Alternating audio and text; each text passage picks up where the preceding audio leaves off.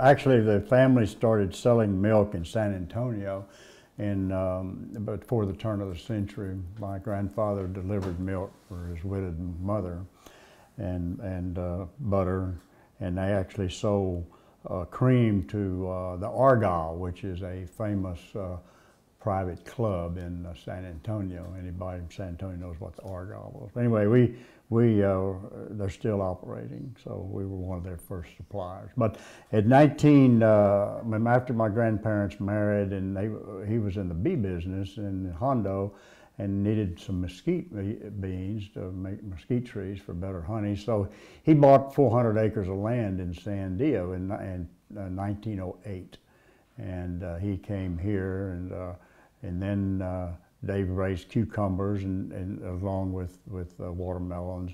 Of course, they sold a little milk here and there and did anything they could, just like everybody else was doing. But in about 1928 or 27, 28, they really kind of got more into the dairy business and hand milking, of course, and selling the milk to San Antonio on the train. The train would pick it up in Sandia in cans, and they would take it, and then they would bring the cans back. They'd bring the cans they picked up the day before back when they came, so you have cans to change. You need 3 days of cans, but that's how it worked. We cooled in the bat water with the cans and had to haul the ice even before we were trying to get ice even before we were hauling milk to Corpus. But eventually, my Uncle Ed, Louise's father, was visiting a dairy over in Agua Dulce and saw the milking machines. And so a light bulb went off, so he quickly came back and ordered milking machines from Sears and Roebuck in Chicago, and wired the money and got milking machines. And so in doing that, well, the Taft Ranch was for sale. The Taft Ranch Jersey herd was for sale, and so there were 240 cows in that herd. And then later he brought Ed Lassiter herd out of Falfurrias, and they decided to go out of the production and just doing manufacturing. And then the King Ranch Jersey herd, when Dr. Northway was in charge of the Santa Gertrudis cattle, and he was also in charge of the dairy. And I remember talking to Dr. Northway on several occasions, but anyway, he was the one that sold the Jersey herd to our fathers. So all of a sudden, we went from a few head to 1,000, and it was. But things were still humming along a little bit until 1937, when a man came by and showed us how to do AI, artificial insemination. And so before that, you know, one bull would have about 20 daughters, but with artificial insemination, you'd have 2,000. So we had a bull from the Taft Ranch named Masterman Golden Jolly. He was a son of Masterman of Oakland's, a bull that they imported from the island of Jersey, because at that time everybody thought you had to have Jersey cattle from the island of Jersey. Nothing was good unless it came from the island. So anyway, we got the foundation of our herd was Masterman of Oakland's and Masterman Golden Jolly, and bred him to everything we could by AI, and of course, but we needed something to breed to his daughters, so we bought from B.H. Bull & Sons, we bought Jester Aim, and Jester Aim nicked real well, and so all of a sudden we had a lot of cattle, and then people wanted bulls from us, and we didn't have, so we wasn't, you know, we were selling all our bulls for breeding stock.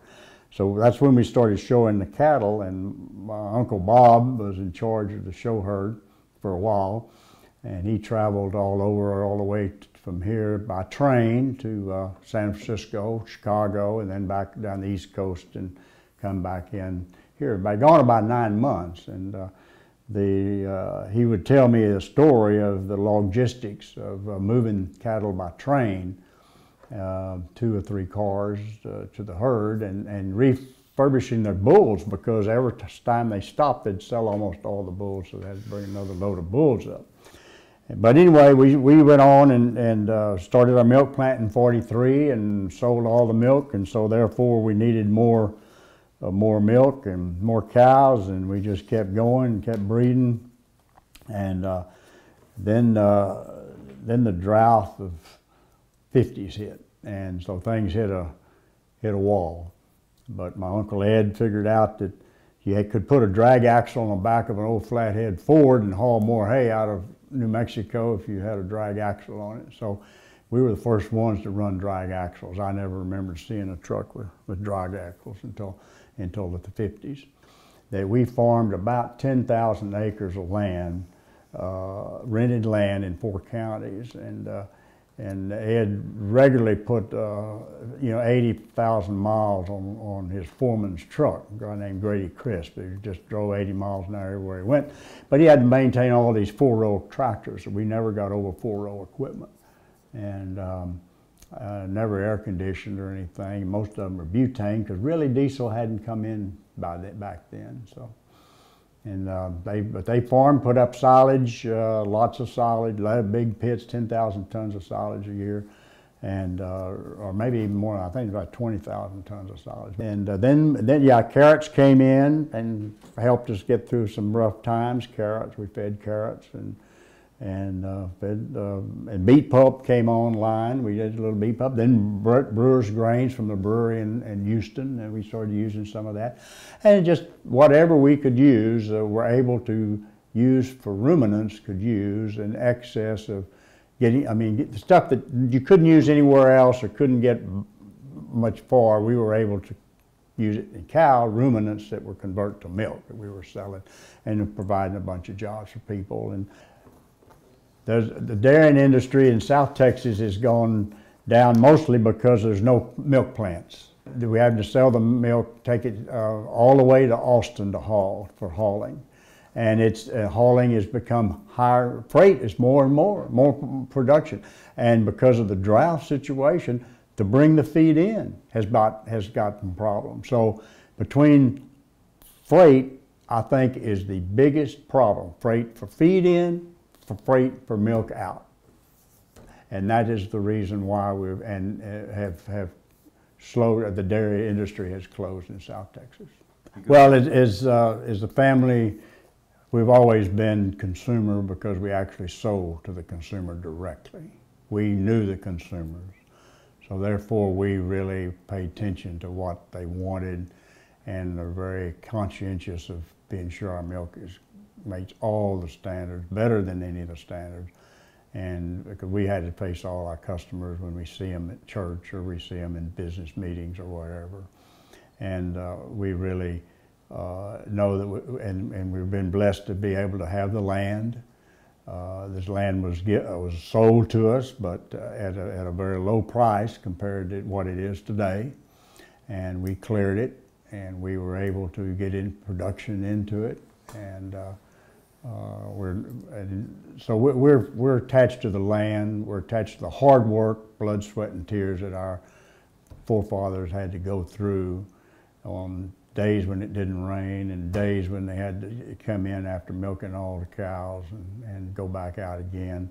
And of course, Joe and I did all of those things, and Louise helped in doing a lot of things. She was American Dairy Princess in 1963. Traveled all over the United States and parts of South America, and represented the industry and gave speeches. So she's very capable of telling all this story for us.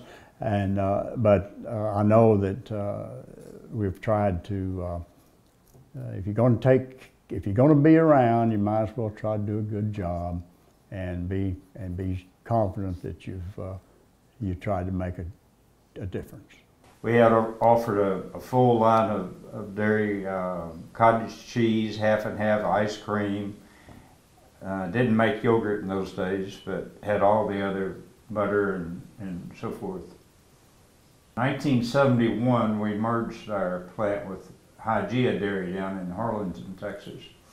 And we had about 20 trucks, route trucks on the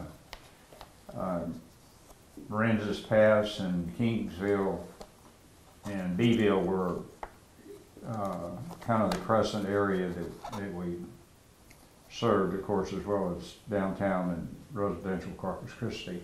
The milk would leave the farm at about 5 o'clock in the morning and find its way to the milk carton at about 9 o'clock, and guys would be through and ready to wash up by 2 o'clock in the afternoon. So it was always fresh and ready to go the next morning.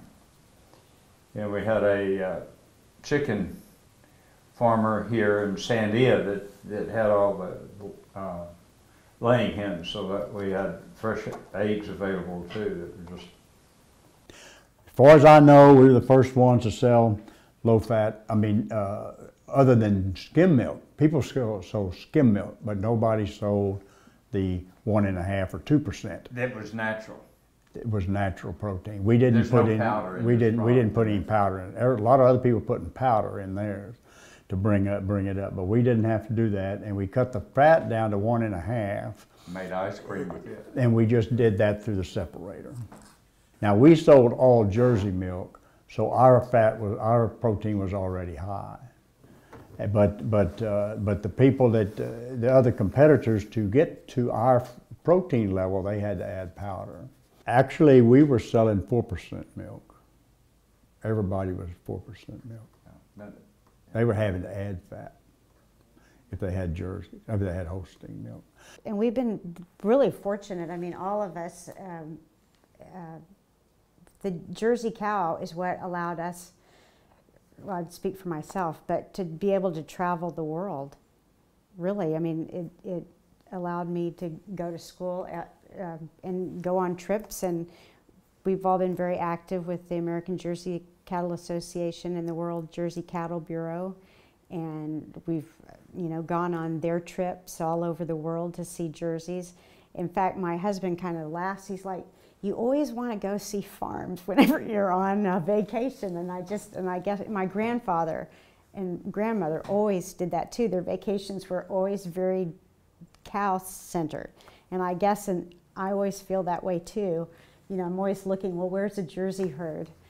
A lot of people from Texas, they travel because of oil, and ours was because of ag and because of the Jersey cow.